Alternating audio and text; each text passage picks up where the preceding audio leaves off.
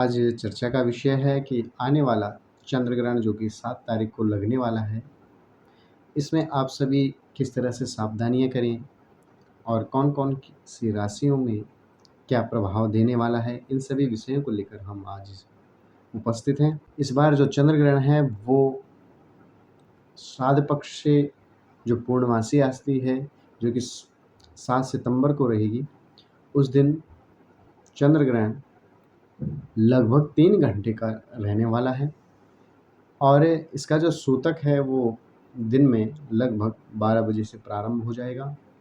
जहाँ की सूर्य ग्रहण में सूतक काल 12 घंटे पहले प्रारंभ हो जाता है, वहीं चंद्र ग्रहण में ही सूतक काल 9 घंटे पहले प्रारंभ हो जाता है। इस बार जो चंद्र ग्रहण है वो भारतवर्ष में दृश्य रहेगा और जहाँ-जहाँ ग्रहण दृश्य होता है वहाँ वह फल देता है। यह ग्रहण यूरोप में, अमेरिका, ऑस्ट्रेलिया आदि देशों में रहेगा और भारत में यह ग्रहण प्रारंभ से और ग्रहण समाप्ति पर स्पष्ट रूप से देखा जा सकता है। इस बार चंद्र ग्रहण श्राद्ध पक्ष से पहले शुरू हो रहा है, तो जानते हैं कि आप सभी को इस बार क्या-क्या सावधानियां रखनी है, ग्रहण काल में आपको क्या करना चाहिए और किन मंत्रों का आपको जाप करना है और किन वस्तुओं का आपको दान करना चाहिए।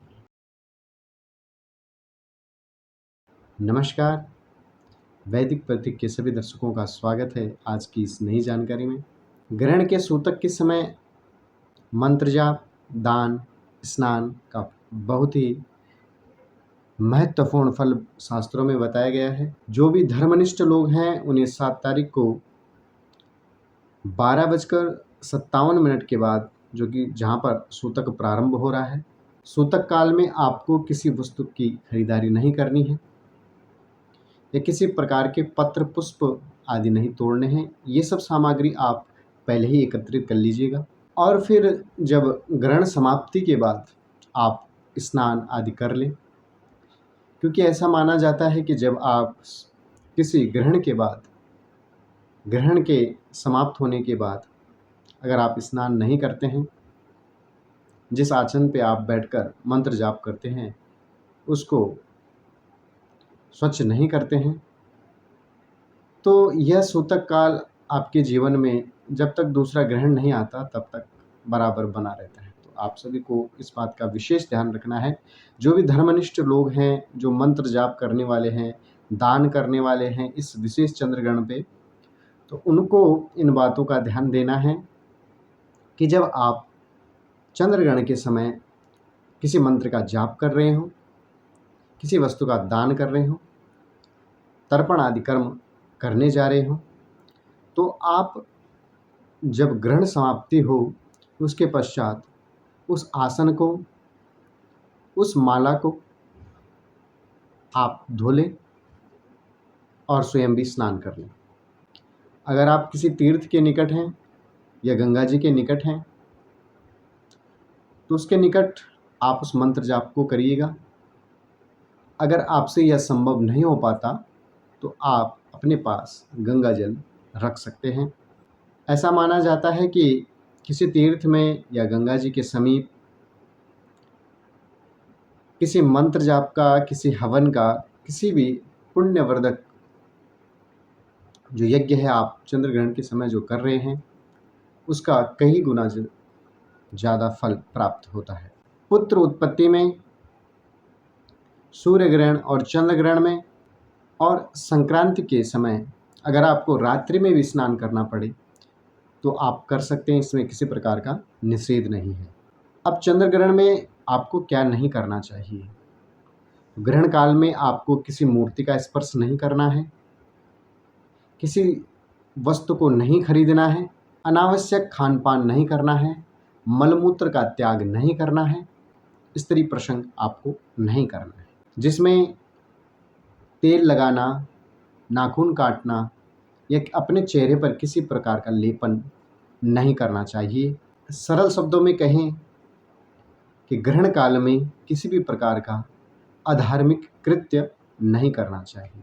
वहीं जो गर्भावस्था में जो स्त्रियां हैं उनको सब्जियों को नहीं काटना है, चाकू, लोहे से संबंधित किसी भी चीज़ को नहीं छूना है, आपके दरवाजे की कुंडी को नहीं खोलना है, अगर आपने ताला लगा रखा है तो उसको नहीं खोलना है। तो ये जो गर्भ अवस्था में जो स्त्रियां हैं उनको विशेष सावधानियां रखनी हैं और ग्रहण काल में आपको अपने घर में ही रहना है।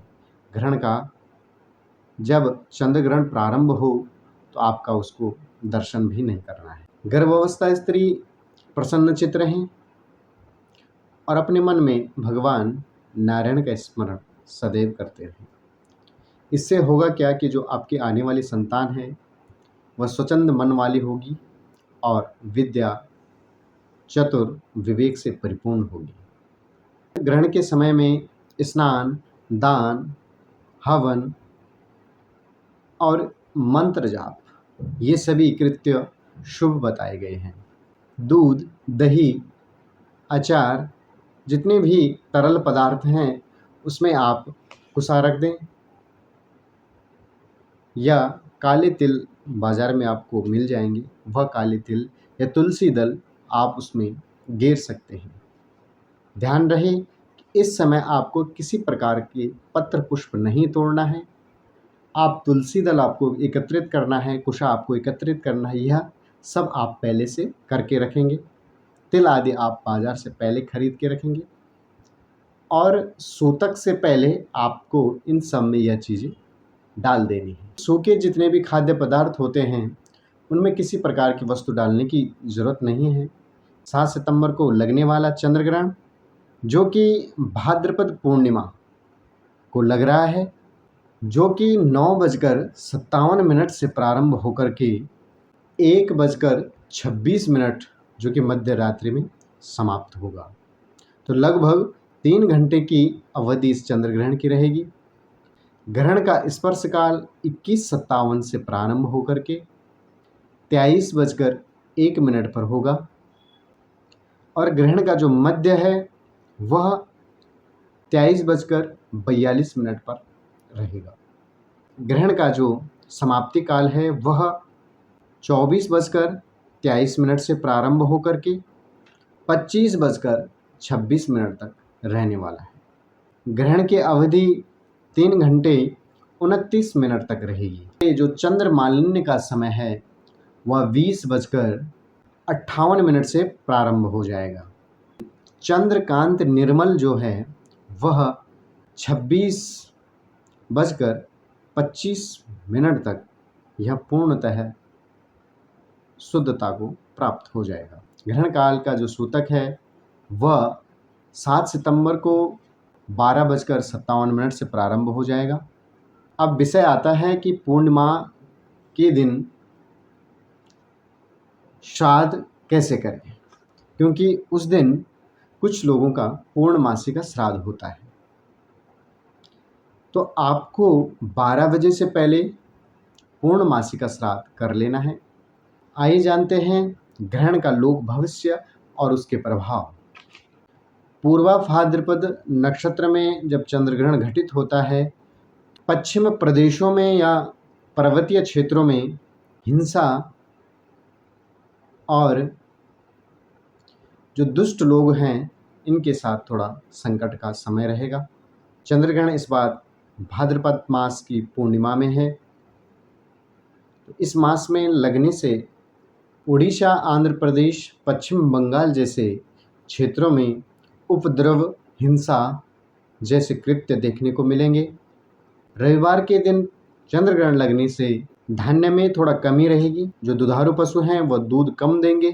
चंद्र ग्रहण इस बार वैधृत योग में पड़ रहा है। संगीत से जुड़े हुए लोग हैं या सिनेमा से जुड़े हुए लोग हैं उनके लिए थोड़ा बहुत कष्टकारी रहेगा, उनको कम लाभ देगा। जो लकड़ी का व्यापार करने वाले हैं उनको भी कम लाभ देगा। आपकी 12 राशियों में यह चंद्र ग्रहण किस तरह से फल देने वाला है, तो आइए बात करते हैं मेष राशि की। मेष राशि के जातक इस चंद्र ग्रहण के प्रभाव से धन लाभ प्राप्त करने वाले हैं। मेष राशि के जातकों को धन लाभ की प्राप्ति होगी। वहीं वृष राशि के जातक शारीरिक पीड़ा एवं रोग से ग्रसित रहेंगे। मिथुन राशि के जातकों को संतान से संबंधित चिंता हो सकती है और कर्क राशि के जातक किसी शत्रु भय से पीड़ित रह सकते हैं और इन्हें कम लाभ प्राप्त होगा। सिंह राशि के जातक, इनके जो शादीशुदा लोग हैं, पति पत्नी आपस में कलह का कारण बन सकते हैं। कन्या राशि के जातक रोग से ग्रसित रह सकते हैं, किसी अकारण चिंता से परेशान रह सकते हैं। तुला राशि के जातक जिनके खर्च ज़्यादा होंगे और लाभ सामान्य रहने वाला है। वृश्चिक राशि के जातक को यह चंद्र ग्रहण लाभ देने वाला है और इनके लिए यह शुभ फल देने वाला है। इनके सभी कार्य सिद्ध होने वाले हैं। उन्नति को देने वाला उनके लिए चंद्र ग्रहण होगा, लाभ उनको मिलेगा। मकर राशि वाले जातक इस ग्रहण से धनहानि एवं यात्राओं पे व्यर्थ का खर्चा करने वाले हो सकते हैं। कुंभ राशि के जातकों को सावधान रहने की आवश्यकता है। वाहन आपको सोच समझ के चलाना है। मीन राशि के जातक जो किसी धन की परेशानी से अकारण चिंता में आ सकते हैं, तो इनको भी सावधान रहने की आवश्यकता है।